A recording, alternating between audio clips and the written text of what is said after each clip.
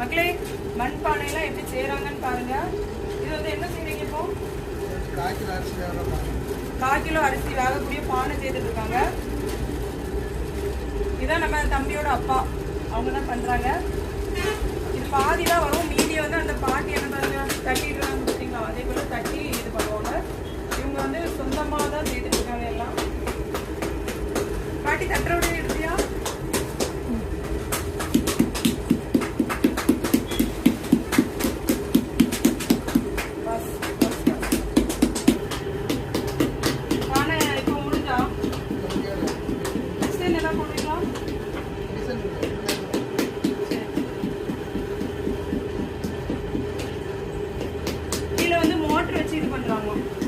இனிமேல் இதை வச்சு அழகா வெட்டி எடுப்பாங்க பாருங்க. பாதி தானே இருக்கு, மீதி வந்து அந்த பாட்டி தட்டுவாங்க. இப்படிதான் மண்பானையெல்லாம் செய்யறாங்க.